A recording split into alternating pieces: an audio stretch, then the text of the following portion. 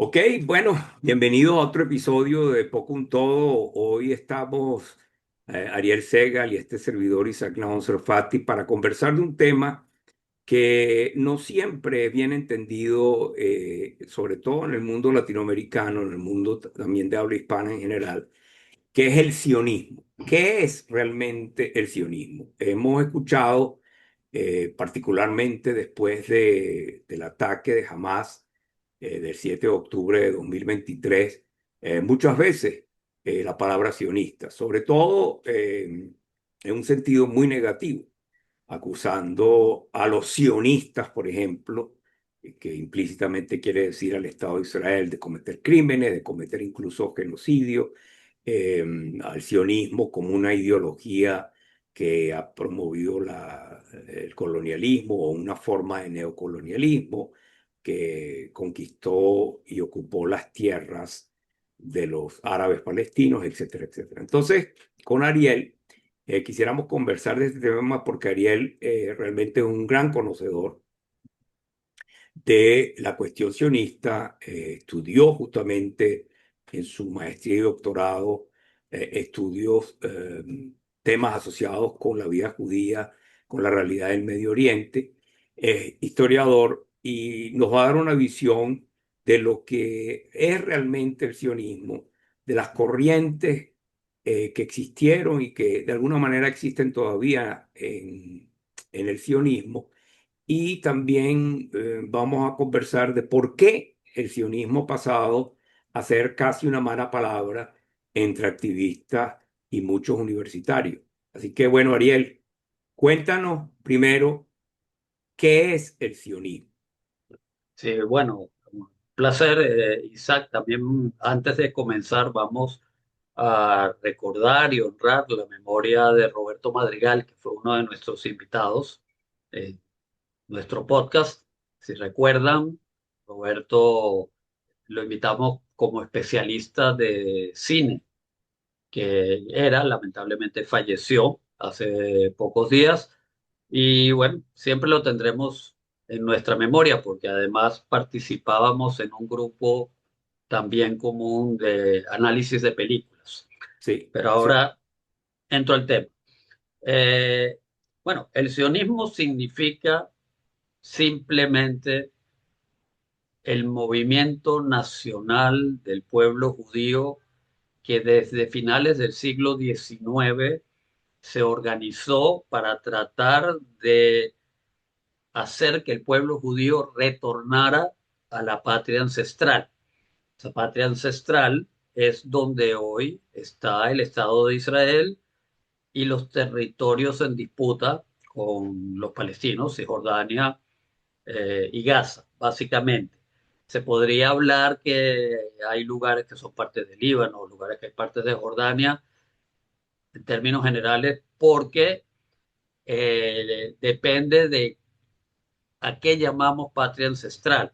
Es decir, hubo dos entidades políticas judías en la antigüedad, organizadas. No me atrevo a llamarlas países, no me atrevo a llamarlas naciones, porque no es el concepto moderno de lo que hoy existe. Pero hubo lo que llamamos el periodo de la monarquía hebrea, que comenzó con el rey Saúl, el rey David, luego el rey Salomón, y el rey Salomón llegó a tener territorios que hoy Estamos hablando abarcan. de la antigüedad. ¿Nos podrías dar una idea de qué año antes de la era común Ah, sí, es con como esos reinados? aproximadamente siglo XVI antes de Cristo, antes de la era común, Ok, aproximadamente. Y la época del rey Salomón fue cuando se expandió más y tuvo lugares de lo que hoy es Siria, Jordania, etcétera. Por eso es que depende de la visión de qué es patria ancestral, se puede extender o se puede narrow, se puede hacer más angosto qué significa esa patria.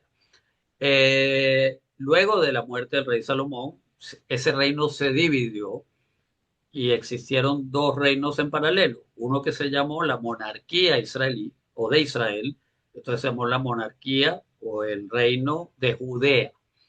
Nosotros, Isaac, tú, yo y el pueblo judío, somos descendientes de los que vivieron en el reino de Judea. Por eso nos llamamos judíos hasta el día de hoy. Los descendientes del reino de Israel fueron, ese reino fue destruido, fue llevado al exilio por los asirios, un pueblo que está en lo que hoy es Irak, estaba, y luego no se supo más de ellos. Entonces hay muchísimos mitos, leyendas, es lo que algunos llaman las tribus perdidas de Israel. Ahí habitaban 10 de las 12 tribus de esos dos tiempos antiguos, y en el reino de Judea habitaban dos tribus, básicamente, la tribu de Judá, por lo cual lleva el nombre, y la tribu de Benjamín. Y también había lo que llamamos la tribu de Leví, porque los levitas eran una tribu de sacerdotes, que lo había en las dos monarquías. Bueno, luego la historia judía se sigue desarrollando, hay el exilio a Babilonia también, donde antes estaba el imperio asirio, actual Irak, de los habitantes del reino de Judea y el retorno de la mayoría, porque quedó una diáspora en Babilonia y reconstruyeron el segundo templo. Y luego en la época de lo que llamamos los macabeos o los hasmoneos, y aquí estamos hablando, si no me equivoco, siglo IV o siglo III antes de la era común, eh, cuando dominaba el imperio helénico del Medio Oriente, porque el imperio de Alejandro Magno se dividió en tres. No quiero entrar en muchos nombres para no confundir a quienes nos ven.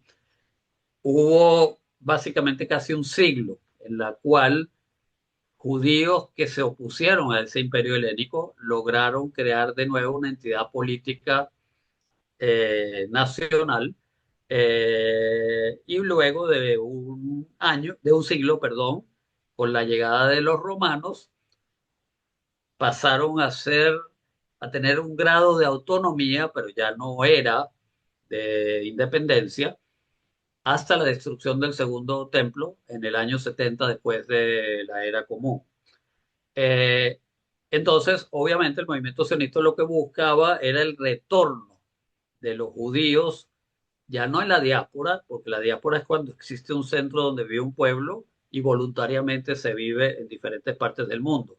Ya hablamos del exilio, que fueron expulsados de su patria en el siglo I después de Cristo, los judíos, y el movimiento judío que buscó y eventualmente logró, pero ya en el siglo XX, 1948, fundar ese Estado, es lo que llamamos el movimiento sionista. Ahora, el movimiento sionista nace en Europa y también en lo que hoy podemos llamar Rusia, pero que realmente era un imperio donde incluía países como Polonia y Ucrania. O sea, hay una gran figura europea que marca al movimiento sionista, que es Teodoro Herzl. ¿Quién era Teodoro Herzl? Bueno, Herzl era un periodista que nació en Hungría, me parece, En pero vivió en Budapest. Austria. Sí, pero vivió en Austria la mayor parte de su vida, y no era un judío muy integrado a la comunidad judía de los lugares donde vivió, hasta que él fue testigo de un famoso caso de antisemitismo que ocurrió en Francia a finales del siglo XIX, el llamado caso Dreyfus. Y aquí, Isaac, para no hablar yo solo, te voy a pedir que tú hables un poquito qué fue el caso Dreyfus. Sí, Y el luego yo caso retorno a Dreyfus es Herzl. el caso de un oficial judío del ejército francés, un capitán, Alfred Dreyfus, que fue acusado de espionaje. En esa época, estamos hablando de final del siglo XIX, en esa época Francia y Alemania pues estaban en conflicto y un oficial eh, encuentra un chivo expiatorio en Dreyfus y lo acusa de espionaje a favor de los alemanes. Se forjan unos documentos, esos documentos supuestamente se dice que fueron escritos por el propio Dreyfus, con elementos justamente de espionaje, con información que daba a la embajada alemana en París en esa época, y bueno, se lo lleva a una corte marcial y al final se le condena, se le degrada y se envía a prisión, se le envía a Guyana, a lo que es hoy la Guyana francesa.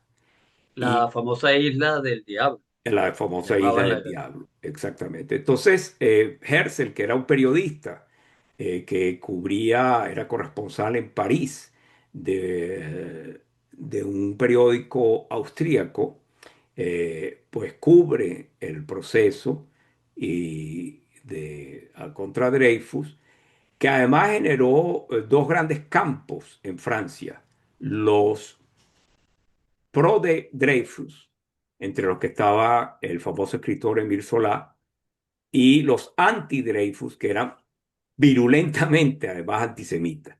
De hecho, se recuerda, o pueden buscar más información sobre la famosa carta que publica Solá en defensa de Dreyfus, que se llama J'accuse, en un diario que era conocido como l'Aurora. Y bueno, este caso tiene una gran influencia en Herzl, quien concluye de alguna manera que eh, el tema judío no podrá ser resuelto ni siquiera gracias a lo que se llamaron las políticas de que vinieron después de la Revolución Francesa y sobre todo en el periodo napoleónico, que otorgaron la ciudadanía a los judíos. En Francia, ese fue el caso en la época de Napoleón. En Alemania también se le otorgaron la ciudadanía y así fue ocurriendo en varios países. Pero al ver el caso de Dreyfus, Herzl concluye que esas políticas finalmente no resolvían el tema de fondo, el antisemitismo, la discriminación, y además no resolvían para lo que él consideraba era un problema fundamental, el tema de que los judíos pudieran tener un estado propio y que pudieran autogobernarse.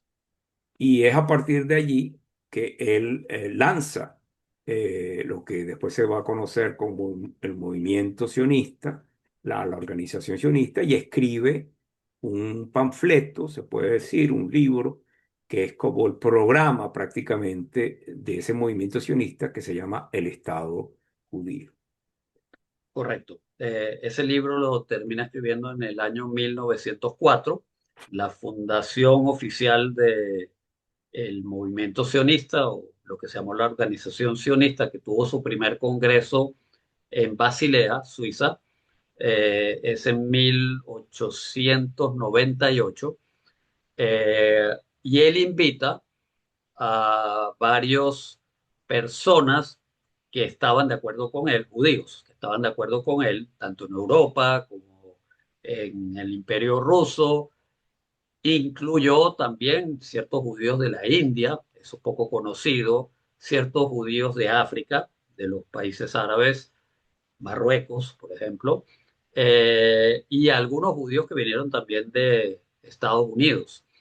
Y se creó un congreso, una asamblea, para debatir qué métodos se podrían utilizar para conseguir por la vía política y diplomática la consecución de un Estado judío, pero insisto, en la patria ancestral de, del pueblo descendiente de los Que antiguos en ese hebreos. momento, vamos a poner también este dato histórico importante, que a final del siglo XIX y principio del siglo XX, esa tierra ancestral estaba bajo dominio del Imperio Otomano y tenía una denominación particular dentro del Imperio Otomano, que era una especie de distrito conocido como Siria-Palestina.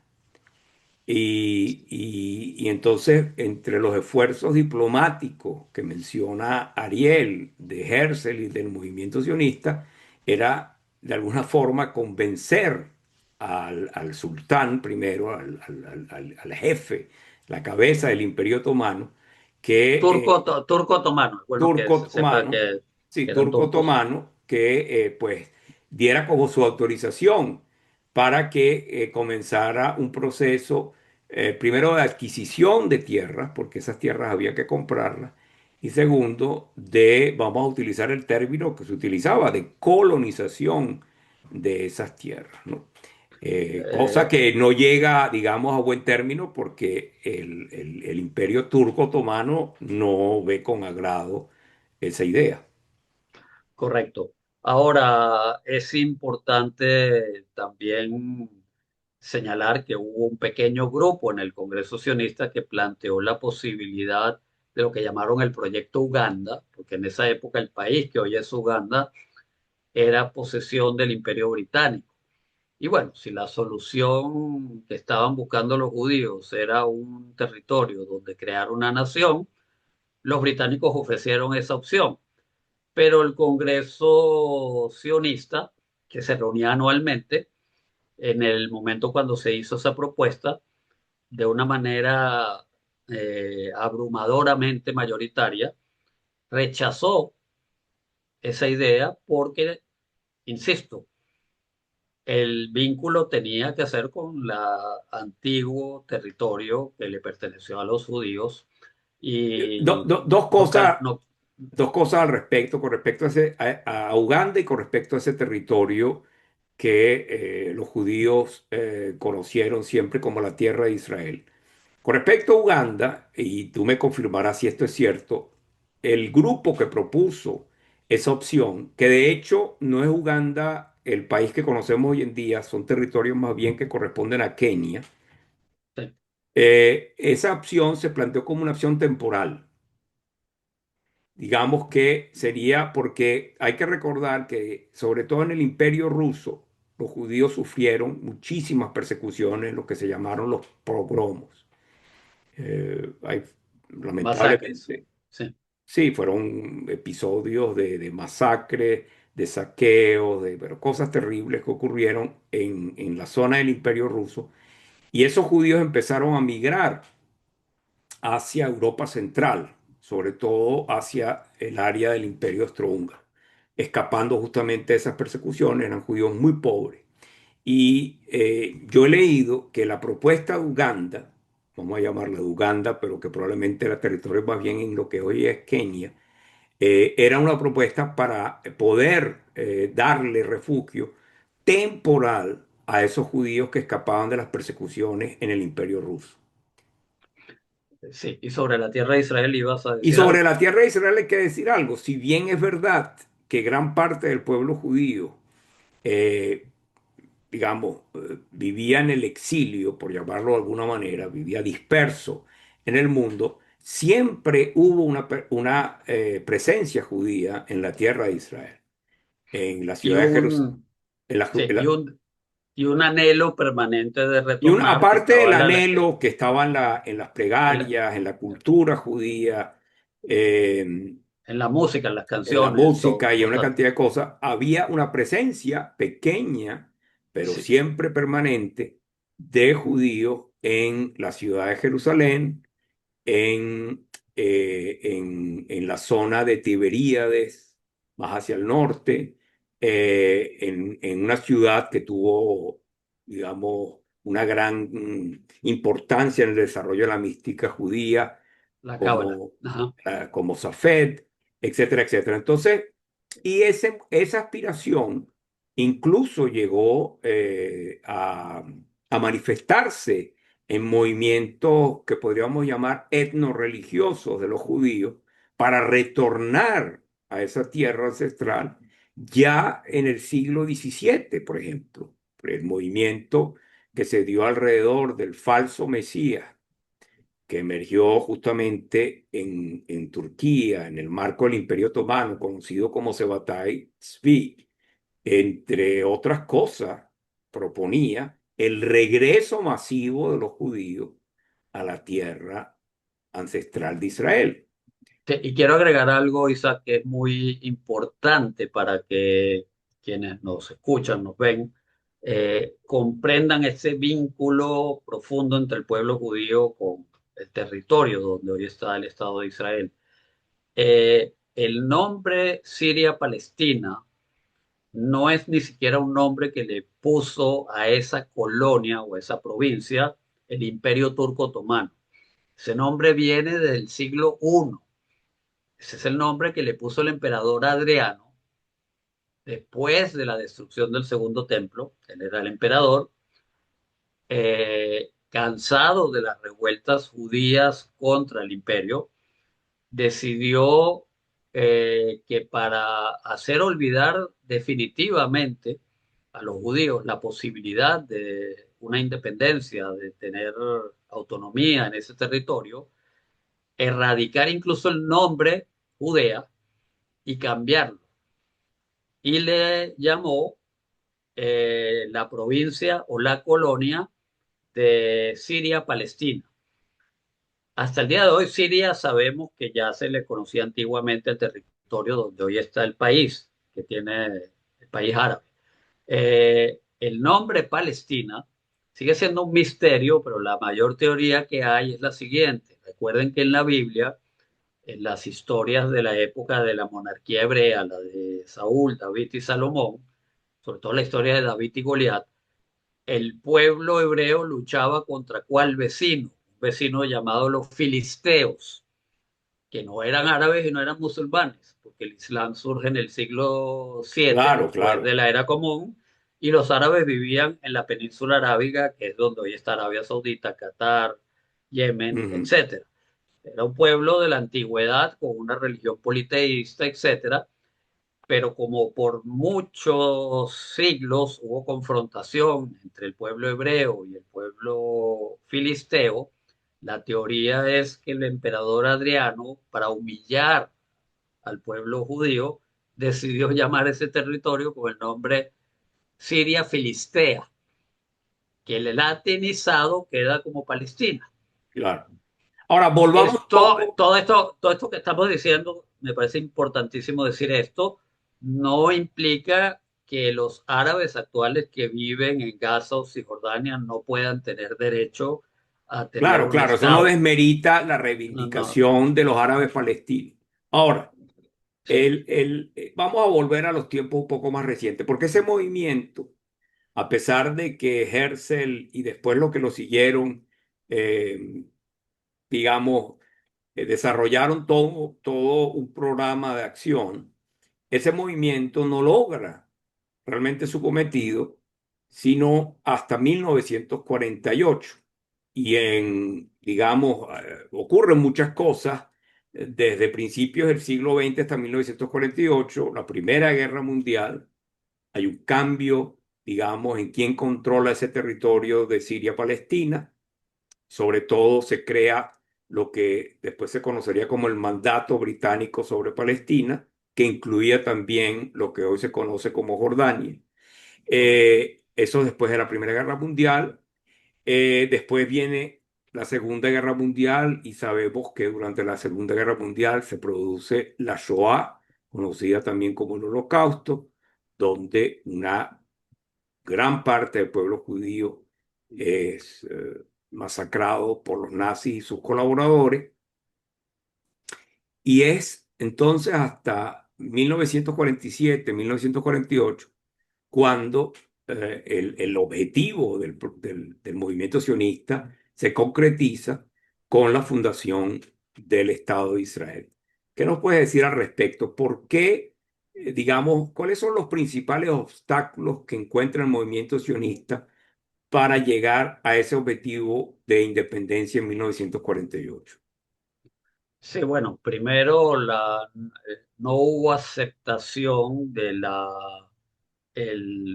naciones existentes ya árabes, de que existiese un Estado judío o un Estado no árabe, no musulmán, no de mayoría musulmana, en ninguna parte del Medio Oriente.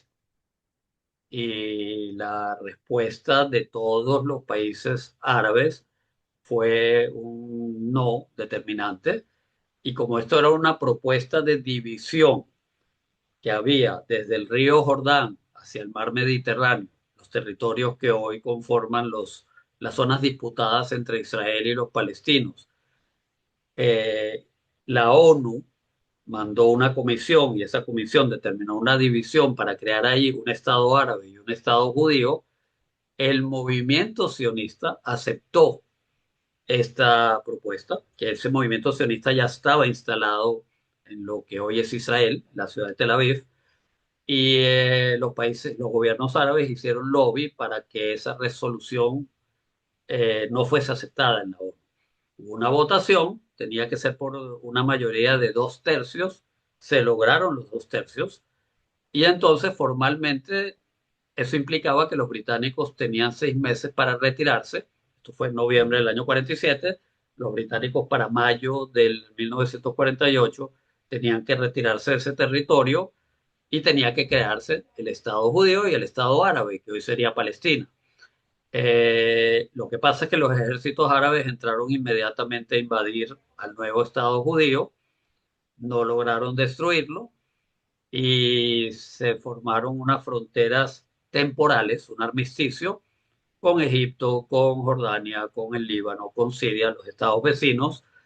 Y entonces desde el año 49 hasta el año 67, Israel vivió en un territorio mucho más pequeño de lo que es actualmente.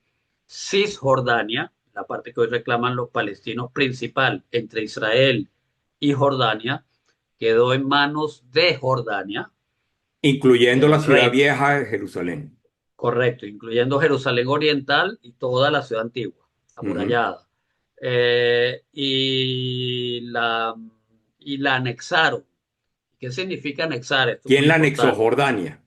Sí, el rey de Jordania en esa época que se llamaba Abdala, y luego fue asesinado luego en Jerusalén, precisamente. Tiene el mismo nombre del actual, que Sí, era son de porque la era misma su abuelo, bisabuelo ya. tu Sí, bisabuelo. sí. Entonces el tema de anexar, ¿qué significa? Que tú declaras oficialmente al mundo que ese territorio no lo vas a devolver, es tuyo, pero lo más importante, le vas a dar ciudadanía a la gente que vive en ese territorio. Esa gente pasó a ser ciudadana jordana del año 49 al año 67, que en la Guerra de los 6 días Israel lo conquista, y todavía por mucho tiempo Jordania aceptó que los árabes que vivían ahí, los palestinos, tuviesen todavía ciudadanía jordana Ahora, por largo tiempo. Gaza, que es un territorio mucho más pequeño, estuvo desde el 48 al 67 controlado por Egipto Militarmente, no anexado. militarmente. Nunca fue anexado, pero nunca le dieron la posibilidad a los palestinos o árabes palestinos que vivían ahí de crear alguna especie de entidad autónoma. Correcto. Ahora hay que reconocer en esta historia, uno, que el movimiento nacional palestino no estaba tan desarrollado como lo estaba el judío, que es el sionismo, todo lo que venimos contando. El movimiento nacional palestino se empieza a desarrollar a medida que se van dando cuenta que el movimiento sionista está logrando crear instituciones y levantar ciudades y levantar colonias agrícolas, los famosos kibbutz, a lo largo de la tierra de Israel. Entonces, ¿qué pasa? Que para cuando se declara el Estado de Israel, la fundación, cuando se van los británicos en el año 48, ya existía eh, la- el Sindicato Nacional de Trabajadores Israelíes desde la década de los 30. Ya existía la Universidad Hebrea de Jerusalén, que fue fundado en el año 25, Israel en el 48. Por cierto, una de las personas que estuvo en esa fundación fue Albert Einstein. Ya existían ciudades básicamente industriales como Tel Aviv, fue la primera ciudad moderna, obrera, creada en ese territorio en 1906. En fin, a nivel de institucionalidad y creación de infraestructura, el movimiento nacional del pueblo judío, el sionismo, estaba muy avanzado. Los palestinos seguían contando con que los iban a rescatar los países vecinos. Y en ese momento ellos no sentían la necesidad de crear un territorio propio porque no tenían problema en que ser ciudadanos de Jordania o ser parte de Egipto Pero o ser nunca, parte los de de otro Gaza país. nunca fueron ciudadanos de Egipto.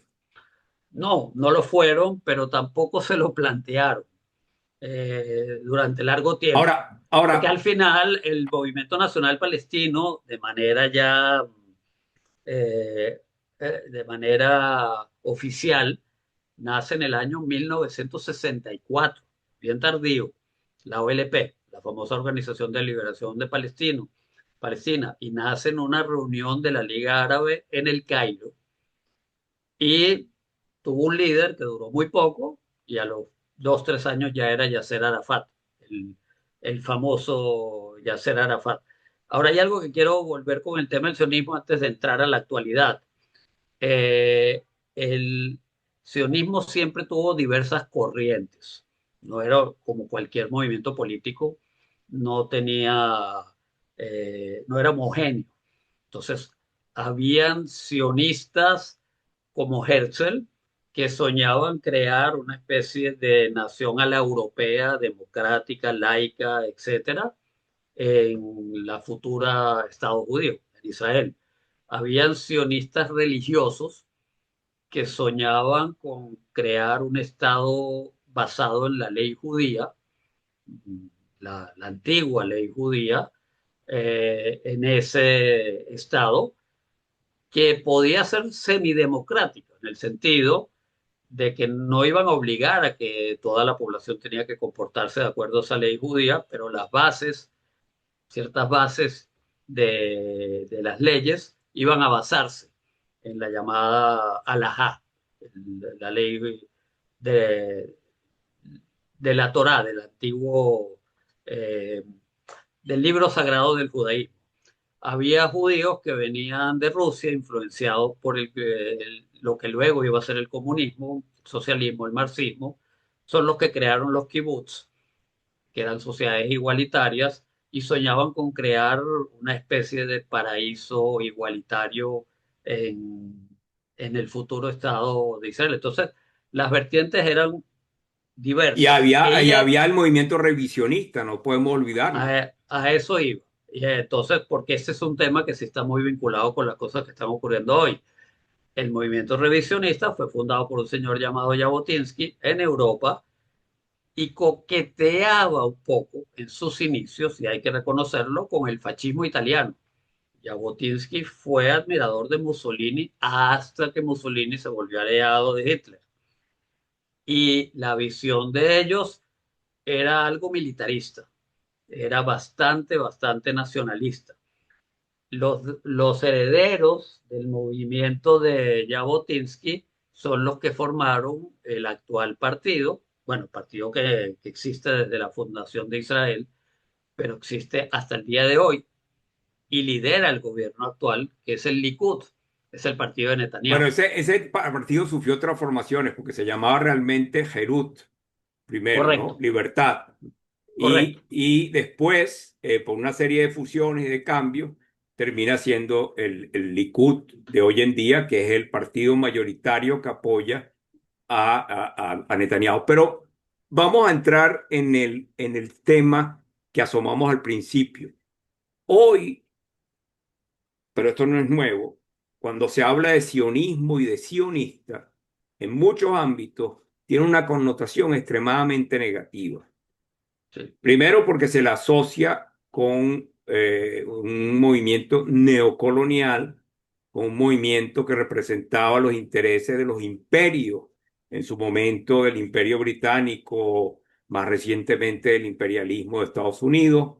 Se la asocia con un movimiento que viene a ocupar las tierras de un pueblo aborigen, el pueblo palestino que vivía ahí, que es desposeído de sus tierras, y de hecho se llega tan lejos como decir que el sionismo es una forma de apartheid, que ha creado una entidad, el Estado de Israel, que es un Estado que practica el apartheid, como lo dice, por ejemplo, en un informe Amnistía Internacional, un informe que además es muy deficiente, pero bueno, esa es la conclusión que ellos sacan. ¿Por qué el sionismo y los sionistas tienen, en ese sentido, podemos decir, tan mala prensa? ok.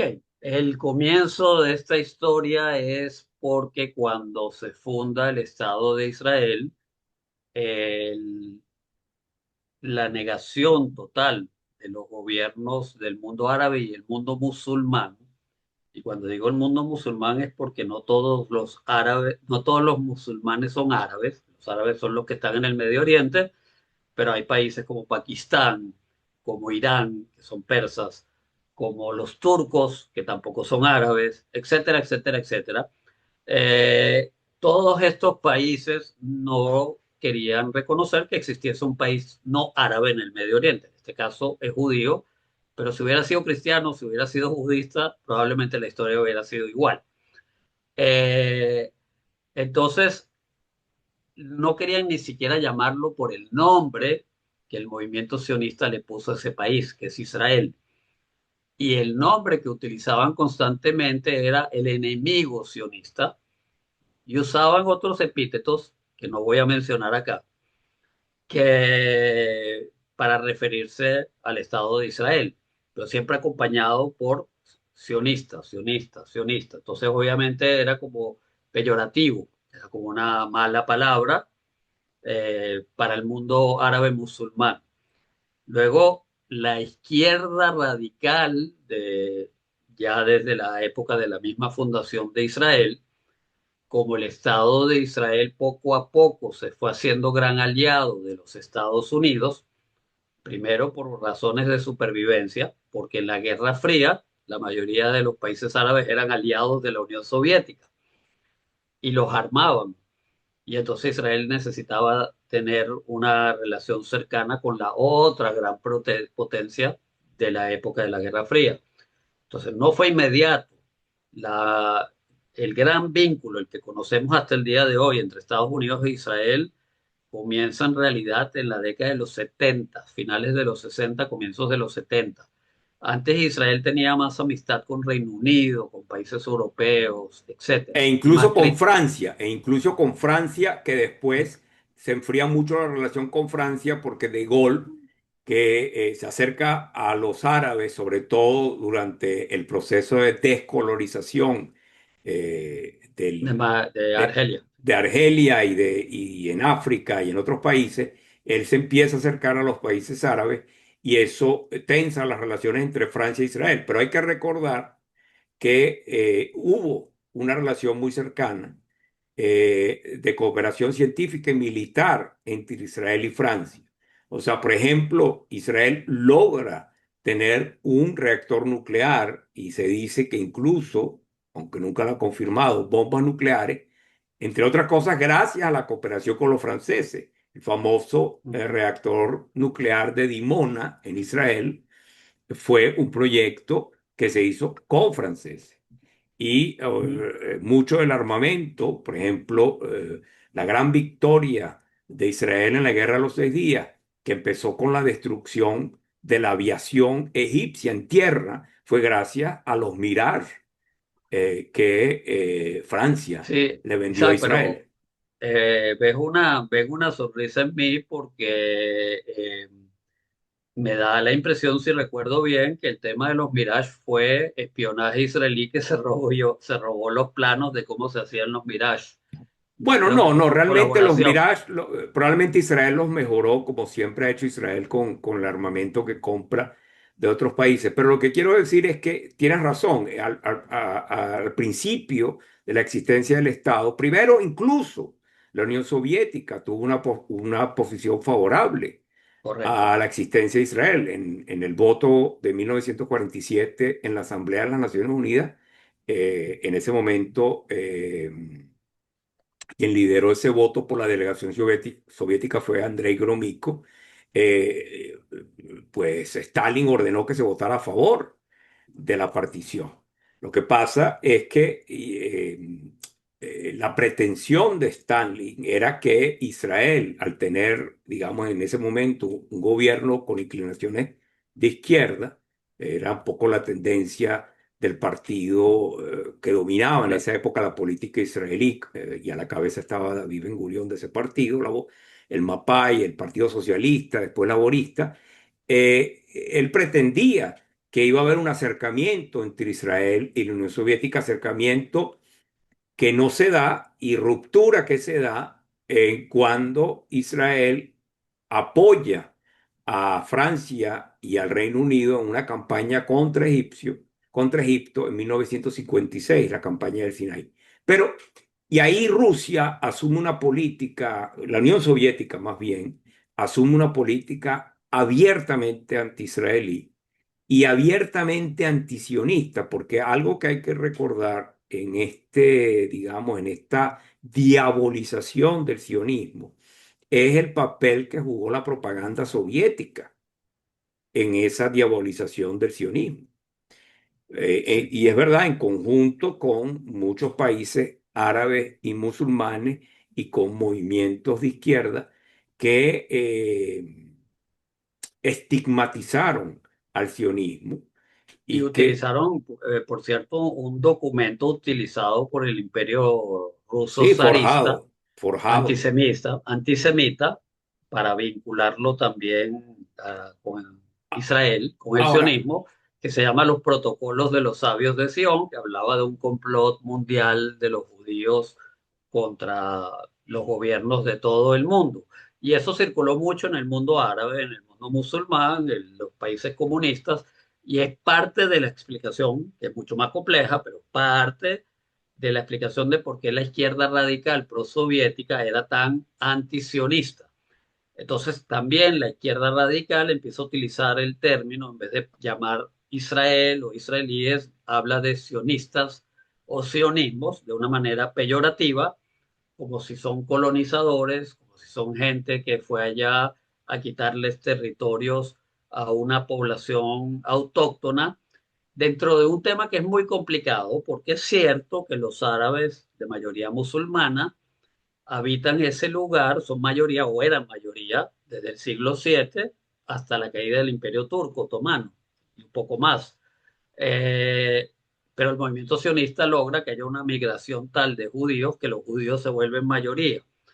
Pero eso no implica que, o sea, los judíos estaban volviendo, volvemos al comienzo, a la patria ancestral. No es un movimiento claro, colonizador de un imperio que claro. quiere expandirse ni nada, ni mucho menos. Pero vamos, porque ya vamos a tener que cerrar dentro de unos minutos y vamos a ubicarnos en la actualidad. Sí, pero otro precedente importante, el nefasto día cuando las Naciones Unidas, por tener mayoría de países del lobby en ese momento árabe, musulmán y países comunistas, logran pasar una resolución que eh, califica al sionismo como racista. Entonces eso también queda en la mente de mucha gente, Claro, claro. en el Eso ya fue en subconsciente los años colectivo. 70, eso fue en los años Sí, 70, correcto, eso 76, queda en el creo. subconsciente colectivo, obviamente. Ahora vamos a ir cerrando, refiriéndonos un poco a dos temas, si puedes rápidamente. ¿Alguien que es antisionista es necesariamente antisemita? Bueno, yo creo que aquí depende del contexto como se habla. Para empezar, yo particularmente creo que hoy hablar de sionistas no tiene mayor sentido.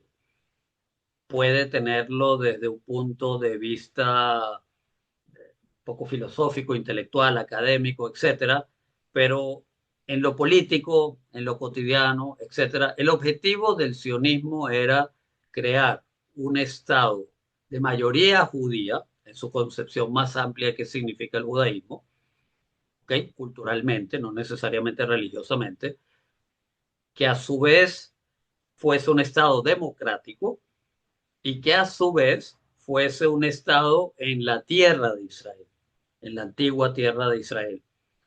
Este objetivo se cumplió, claro, se cumplió para algunos sionistas parcialmente, porque el Estado de mayoría judía, si la concepción es cultural, para los judíos religiosos, eso no es suficiente. Entonces el sionismo no se ha terminado de concretar. Eh, para los que piensan que es democrático, con ciertas cosas que están pasando en la actualidad, la reforma judicial, etcétera, etcétera, hay gente que piensa que esto está en peligro. No, ahorita no, ahora Israel sigue siendo una democracia, podría estar en peligro por las minorías radicales, Ok, religiosas. pero mira, es que el tiempo Tal. está avanzando. ¿En qué contexto alguien que se define como antisionista se puede llamar antisemita? Ok, primero cuando se utiliza la palabra sionista ya tiene, para referirse de manera despectiva, negativa, crítica a Israel, hay un tufillo de antisemitismo. Aunque yo reconozco que la mayoría de las personas que la utilizan, en mi opinión, es por ignorancia, porque hoy simplemente hay judíos de la diáspora e israelíes. Y la manera correcta de referirse a Israel, esté uno de acuerdo o en contra de sus políticas, es el Estado de Israel, el gobierno de Israel, los israelíes, etcétera.